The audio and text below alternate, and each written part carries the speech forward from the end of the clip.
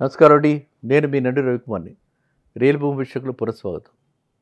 చాలామంది అడుగుతున్నారు, ప్రైసెస్ మందకొడిగా ఉన్నాయి. అంటే సేల్స్ మందకొడిగా ఉన్నాయి. సేల్స్ ఇదివరకట్లా లేవు. ఎక్కడికక్కడ సేల్స్ భారీగా లేవు, పతనమైనయి అని చెప్తున్నారు గానీ, ఎక్కడ అలాంటి ప్లేసెస్ ఉన్నాయి? అసలు ప్రైసెస్ ఎందుకు పడట్లేదు? అని రెండో ప్రశ్న. ఈ 2 ప్రశ్నలకి నేను జవాబు చెప్పడానికి ప్రయత్నిస్తున్నాను. ఫస్ట్ థింగ్ ప్రైసెస్ ఎందుకు పడట్లేదు? పతనం అవ్వాలి కదా!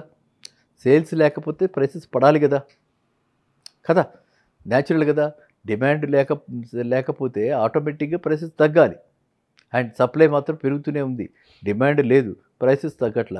ఎందుకు అంటే number 1 cost of construction. Cost of construction అలా పెరుగుతూనే పోతుంది. కాస్ట్ ఆఫ్ కన్‌స్ట్రక్షన్ ఏమాత్రం తగ్గట్ల.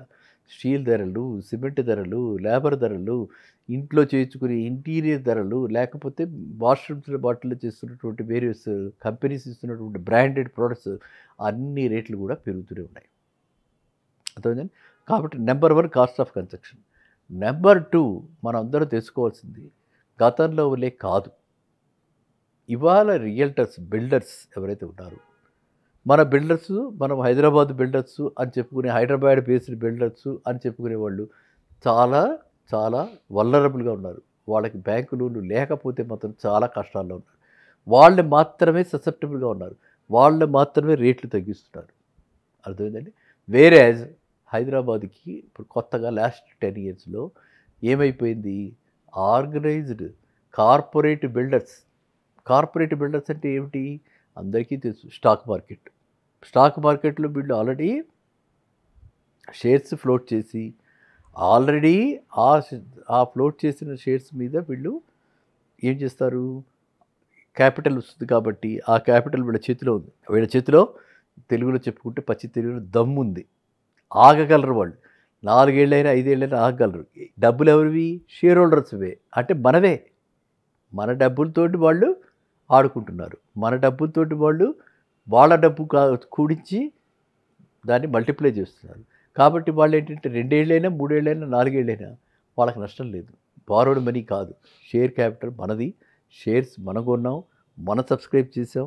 కాబట్టి అలాంటి వాళ్ళు ఇక్కడ ఉన్నారు కాబట్టి మ్యాక్సిమం అలాంటి వాళ్ళు మార్కెట్‌లో ఆపరేట్ చేస్తున్నారు ఇవాళ. గోడ్రేజ్ వాళ్ళు కూడా ఇక్కడికి వచ్చారు. ప్రెస్టీజ్ వాళ్ళు ఇక్కడ ఉన్నారు. బ్రిగేడ్ వాళ్ళు ఇక్కడ ఉన్నారు. వీళ్ళు ముగ్గురు కూడా లిస్టెడ్ కంపెనీసే కదా! అండ్ మై హోమ్‌కి ఎప్పుడో వచ్చింది. మీ అందరికీ తెలియదేమో 4,000 కోట్ల దాకా వచ్చింది బ్లాక్ స్టోన్ వాడి దగ్గర నుంచి. ఎప్పుడో పెట్టించుకున్నారు వాళ్ళు. వెంచర్ క్యాపిటల్ లాగా. వాళ్ళకి కూడా ఫారెన్ ఇన్వెస్టర్స్ ఉన్నారు.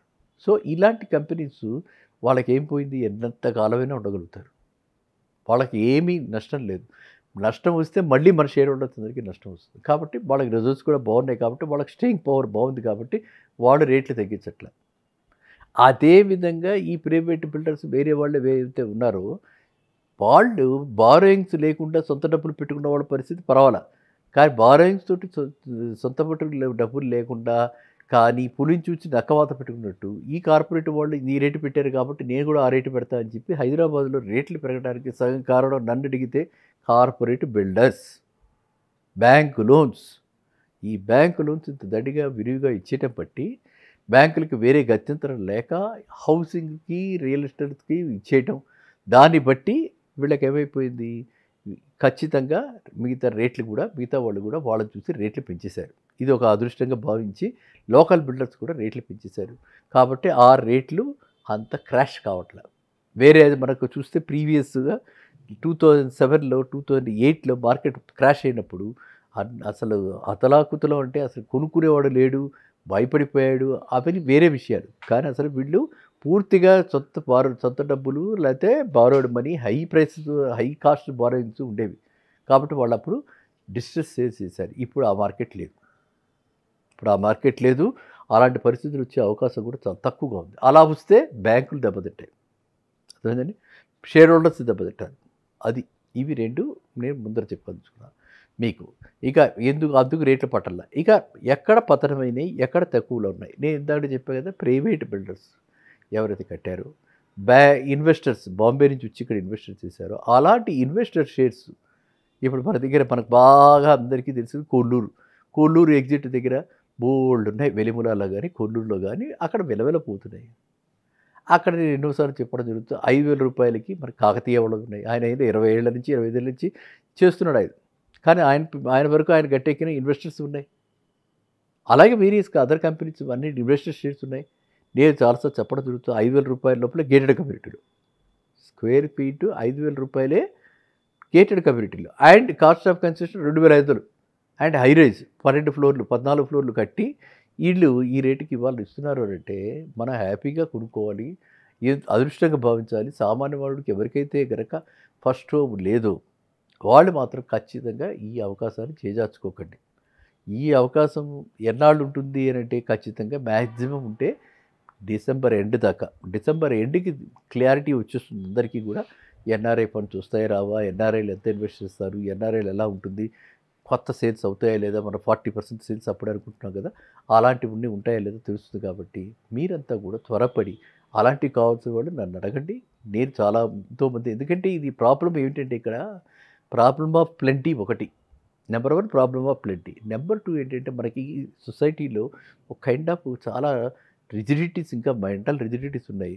ఎవరైనా ఏదైనా అమ్మేస్తున్నారు అని అంటే ఆ మొత్తం ప్రాజెక్టుని మొత్తం కూడా వాళ్ళు ఇచ్చేసేస్తారు, మొత్తాన్ని డౌన్ చేసేస్తారు. అండ్ ఇంకా తక్కువకి ఎలా అడుగుతున్నారు రా బాబు, 5,000 రూపాయలు కూడా లేకుండా వాడు ఎలా బతుకుతాడు అని ఆలోచించట్ల. పోనీండి వాడేమైతే మాకు అదృష్టం 3,000కే కావాలి, 4,000కే కావాలి, ఇలా కూడా అడిగేవాళ్ళు ఉన్నారు. కాబట్టి ఎడ్యుకేటెడ్ పీపుల్ మీరు ఎవరైతే కొనుక్కుందాం అనుకుంటున్నారో రియల్గా సీరియస్గా ఉంటే please contact me on my number, WhatsApp number 9515127639. Okay, for investor shares, for builder shares, for risk free assets, whether it is here or it Kompally or it Medchal, any place there plenty of opportunities are there. And risk free 80% కట్టేసినవి, 90% కట్టేసినవి. నేను మాట్లాడే మామూలు విషయాలు ఈ ఏదో ground లెవెల్లో ఉన్నవి, ఇప్పుడు ఫుటింగ్స్ వేస్తున్నవి, 2 ఏళ్ల తర్వాత 3 ఏళ్ల తర్వాత అయ్యే ప్రాజెక్ట్స్ గురించి కాదు. ఆ 2 ఏళ్ల తర్వాత 3 ఏళ్ల తర్వాత అయ్యే ప్రాజెక్ట్స్లో వాళ్ళు ఇంకా ఆశతో బతుకుతూ ఉంటారు. కాబట్టి ఆ బిల్డర్స్ తగ్గించరు. అక్కడ ఉన్న ఇన్వెస్టర్ ఇప్పుడే ఇన్వెస్ట్ చేస్తారు కాబట్టి వాడు ఎప్పుడో 3 ఏళ్ల తర్వాత తగ్గిస్తాడు. నేను చెప్పేది 5 ఏళ్ల క్రితం పెట్టిన వాళ్ళు, 4 ఏళ్ల క్రితం ఇన్వెస్ట్ చేసిన వాళ్ళు ఇక్కడ ఏదో బాగా పెరిగిపోతుందని చెప్పి ఆ రోజున ఉన్న పరిస్థితులను చూసి ఎంతో అయిపోతుందని చెప్పి అనుకున్న వాళ్ళు ఉన్నారు చూసారా. వాళ్ళు ఈ రోజున వాళ్ళు కొనబోపిరితో ఉన్నారు. అంటే వేరే దగ్గర అవకాశాలు వచ్చినా ఇక్కడి నుంచి బయటికి వెళ్తే కదా, ఇక్కడి నుంచి అన్లాక్ చేస్తే కదా, ఇక్కడ రూపాయో అర్థం పోగొట్టుకునైనా సరే ముందర బయటికి తీస్తే డబ్బులు అప్పుడు వేరే దగ్గరికి వెళ్ళడానికి అవకాశం ఉంటుందని చెప్పి అలాంటి వాళ్ళు నేను ఎప్పుడు చెప్తుంటాం వాళ్ళ గురించి మీకు. తేనెటీగలు వాళ్ళు, బటర్ఫ్లైస్, ఆ బటర్ఫ్లైస్ వాళ్ళు ఇక్కడి నుంచి వెళ్ళిపోదామని చెప్పి వాళ్ళు చూస్తున్నారు. అది మనం చాలా సామాన్య నేను ఎప్పుడు సామాన్యుల గురించి మాట్లాడతా కానీ సామాన్యులకి చక్కటి వరంగా తీసుకోవాలి, ఇలాంటి అవకాశం తీసుకోవాలి. ప్లేసెస్ ఏంటి, కొల్లూరు ఏమిటి, మొన్న అయితే ఒకటి మన దీనిలో నల్లగళ్ళ దగ్గర కూడా 5,000 రూపాయలకి స్టాండర్లోన్ అపార్ట్మెంట్ వచ్చింది. 5,000 రూపాయలకి స్టాండర్లోన్ నల్లగళ్ళ, వేర్ ల్యాండ్ కాస్ట్ ఇది మోర్ దాన్ 1 lakh. ఇంతకంటే బ్యూటీ ఏముంది, అంత ఫుల్లీ డెవలప్డ్, ఏదో అవుతుంది అదవుతుందనే ఒకర్లా అన్నీ కనిపిస్తున్నాయి, ఎదురుకుంటే కనిపిస్తున్నాయి, అద్దంలో చూసుకుంటే కనిపిస్తున్నాయి అన్నట్టు అద్దం పట్టచ్చు అక్కడ ఉన్న డెవలప్మెంట్స్కి. నల్లగల లాంటి ప్లేస్లో అక్కడ మనకి 5,000 రూపీస్కి ఏమి కనిపిస్తుంది, స్టాండర్డ్ అపార్ట్మెంట్ కనిపిస్తుంది, ఇస్తున్నారు. ఓకేనా. సో ఇలాంటి మీరంతా అడిగినందుకు నేను ఆనందిస్తాను ఎప్పుడైనా సరే. కానీ మీరు అది అడగటమే కాకుండా దాన్ని ఆలోచించి 10 మందితో కనుక్కునో లేకపోతే మీకు కావాల్సిన శ్రేయోభిలాషంతో కనుక్కునో ఎవరికైతే ఈ గోల్ ఉంటుందో వాళ్ళని కనుక్కుని ఆహా ఇలా ఉందా అని చెప్పి అనుభవజ్ఞులను కనుక్కుంటే మీరు ఖచ్చితంగా ఇది చాలా బాగుంది అనుకుంటారు. పటాన్ చెరువు ఉంది, ఏమైంది, మియాపూర్ ఉంది, ఏమైంది, బోల్డ్ ప్లేసెస్ ఉన్నాయి. ఇప్పుడు 5,000 రూపాయల లోపల 5,000 రూపాయలు మనం బెంచ్ మార్క్గా పెట్టుకుంటే ఈ ప్లేసెస్ అన్నీ ఉన్నాయి. ఇవే కాకుండా అటు ఈస్ట్ సైడ్ వెళ్తే మనకి పోచారం దగ్గర బ్రహ్మాండమైనటువంటి స్టాండర్డ్ అపార్ట్మెంట్స్ ఉన్నాయి.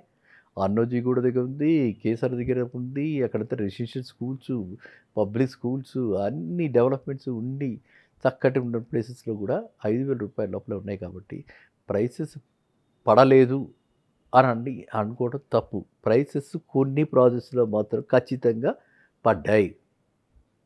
ప్రైసెస్ పడని ప్రాజెక్ట్స్ మాత్రం అలాంటి బడాబాబులు, కార్పొరేట్ సంస్థలు అలాంటి వాళ్ళ ప్రైసెస్ మాత్రం పడలేదు.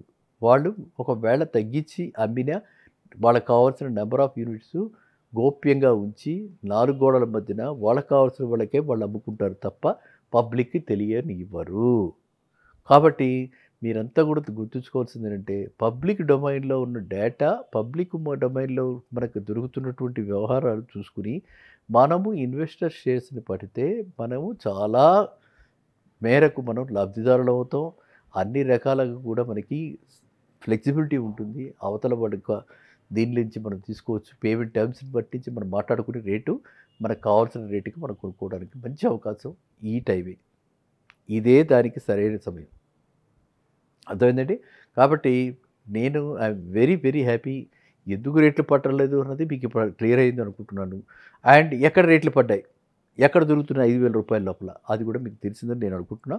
కాబట్టి మీరంతా కూడా ఏ స్పెసిఫిక్గా ఏ ప్రాజెక్ట్ మీద మీకు అభిప్రాయం ఉన్నా ఆ ప్రాజెక్ట్ ఏంటి ప్రాజెక్ట్ ఏమిటి అనేది డీటెయిల్స్ చెప్పి ఎంత కాస్ట్ ఉంది, ఏ కాస్ట్కి మీరు కావాలని చెప్పి చూస్తున్నారు, అలా నాకు ఫుల్ డీటెయిల్స్ ఇస్తే నేను మీకు సహాయపడగలను. ఎందుకంటే గత 4 దశాబ్దాలుగా నాకు ఈ హైదరాబాద్, నేను నా కంటితో నేను చూసినటువంటి హైదరాబాద్, నేను ఎదిగానా, నేను ఒదిగే ఉన్నా, నాతో పాటు ఎదిగింది హైదరాబాద్. సో నా ఆనందం ఏంటంటే ఈ ఎదుగుదలలో నేను కూడా ఒక భాగస్వామిని. మీరంతా కూడా ఈ విధంగా భాగస్వాములు కావాలి. రాబోయే 2 దశాబ్దాల్లో మీరు కూడా అందరూ కూడా సుఖశాంతులతోటి చక్కగా టెన్షన్ ఫ్రీ ఒక ఇల్లు ఫస్ట్ రోటీ కప్పడం మకాన్లో ఒక ఇల్లు ప్రతి వాళ్ళకి ఉండాలి. ఇల్లు లేనివాడు ఉండకూడదు. అందరికీ ఒక ఇల్లు ఉండాలి. మొన్న జరిగిన ఆక్షన్స్ కూడా మనం చూసాము. ఇవి ఆర్టిఫిషియల్ భూమిగా వీళ్ళు పెంచినా అది ఓన్లీ టెంపరరీ. ఏ బేలం పాటలు ఎకరాల్లో జరిగేవి. మరి రాజీవ్ గృహకల్పాలు వాటికి అంత స్పందన రాలేదు కదా. కాబట్టి మనం ఏంటంటే మనం గమనించాల్సింది ఏంటంటే ఇక్కడ ప్రస్తుతం అయితే ఇంకా మైండ్ సెట్ చేంజ్ కాలేదు. ఇన్వెస్టర్ సెంటిమెంటు చాలా లోగా పూర్గా ఉంది. కాబట్టి ఇది కరెక్ట్ అయిన టైం అని చెప్పి మనం అనుకుని మనం ముందుకు వెళ్ళాలి. ఫస్ట్ హోమ్ బయర్స్ మాత్రం ఇది ఎటువంటి పరిస్థితులు చేజార్చుకోకండి. ఇంకా ఇన్వెస్టర్స్ అంటే వాళ్ళకి తెలుసు, వాళ్ళకి ఎన్నెన్నో పారామీటర్స్ ఉన్నాయి, ఎన్నెన్నో ప్లేసెస్ ఉన్నాయి. వాళ్ళకి ఏ సెంటిమెంట్ లేదు, వాళ్ళు ఇక్కడే సెటిల్ అవ్వాలని లేదు. వాళ్ళు ఎక్కడ కావాలంటే అక్కడ పెట్టుబడి పెడతారు. గోవాలోనే పెడతారు, గోకర్ణంలోనే పెడతారు. ఏ ప్లేస్ అనుకుంటే ఆ ప్లేస్లో వాళ్ళు పెట్టుబడి పెట్టి ఇప్పుడు ఎన్నో డెస్టినేషన్ సెంటర్స్, ఎన్నో రకరకాల కాన్సెప్ట్స్ వస్తున్నాయి, ఎన్నో రకరకాలైనటువంటి రెసిడెన్షియల్ ప్రాజెక్ట్స్. కాబట్టి మీరంతా కూడా హైదరాబాదులో ఈ విధమైనటువంటి ప్రాజెక్ట్స్లో మీరు పెట్టుబడి పెట్టండి. ఇక ఆంధ్ర కేసు వెళితే మనకి ఆంధ్రాలో ఇప్పుడిప్పుడే వస్తున్నాయి కాబట్టి కొత్త కొత్త ప్రాజెక్ట్స్ చాలా వస్తున్నాయి కాబట్టి అక్కడ కూడా హైప్డ్ ప్రాజెక్ట్స్ ఎక్కువగా ఉంటున్నాయి కాబట్టి మీరు ప్రైసింగ్ మాత్రం చాలా జాగ్రత్తగా చూసుకోండి. ఆంధ్రాలో మీకు తెలియదు ఏం లేదు, చాలా మటుకు 80-90% అయితే కానీ ఎవరు ముందుకు రావట్లే. 70% కాంతి అసలు ఎవరు అసలు ఇన్వెస్ట్ చేయరు. సో అక్కడ ఎలాగో జాగ్రత్తగానే అవగాహన అంటే నాలెడ్జ్ లెవెల్స్లో వాళ్ళు దెబ్బతినకుండా ముందరే మన నాలెడ్జ్ వాడు తీసుకున్నారు. నేను అలా చెప్తా. మనం ఇక్కడ చేతులు కాల్చుకున్నాం, వాళ్ళు అక్కడ ఉండి దీన్ని అధ్యయనం చేసి రీసెర్చ్ చేసి వాళ్ళు ఇలా ఈ విధంగా వాళ్ళు మంచి మంచి నిర్ణయాలు తీసుకుంటున్నారు. కాబట్టి అక్కడ వాళ్ళు మాత్రం వాళ్ళకి కావాల్సిన విధంగా వాళ్ళు పెట్టుబడి పెట్టుకుని అంటే ఎక్కడ ఏ ఏరియాస్లో పెట్టుబడి పెట్టుకోవాలి అన్నది డెవలప్మెంట్ ఎక్కడ జరుగుతుందో, ఎక్కడ ఇన్ఫ్రాస్ట్రక్చర్ ఉంటుందో అక్కడ పెట్టుబడి పెట్టుకుంటే వాళ్ళకు కూడా బ్రహ్మాండంగా ఉంది. ఇది అంటే ఈ అక్కడ ఇక్కడ 2 చోట్ల కూడా ఏమాత్రం కూడా పెద్దగా యాక్టివిటీ లెవెల్స్ అయితే పెద్దగా యాక్టివ్గా లేవు, చాలా లోగా ఉన్నాయి, చాలా కన్జర్వేటివ్గా ఉన్నాయి. కాబట్టి ఈ టైంలో పెట్టుబడి పెడితే తెలుగు రాష్ట్రాలు రెండిట్లో కూడా బాగుంటుంది. మీ ఐ థింక్ మీ ప్రశ్నకి నేను పూర్తి సమాధానం ఇచ్చానుకుంటున్నాను. ఇంకా ఏమైనా డౌట్స్ ఉంటే మళ్ళీ నెక్స్ట్ వీడియోలో కవర్ చేద్దాం. మీరు నాకు నా వాట్సాప్కి ఇదే విధంగా ఏ డౌట్ ఉన్నా కూడా మీరు నాతో సంప్రదించవచ్చు. సరేనా? మళ్ళీ కలుద్దాం నెక్స్ట్ వీడియో. నమస్కారం.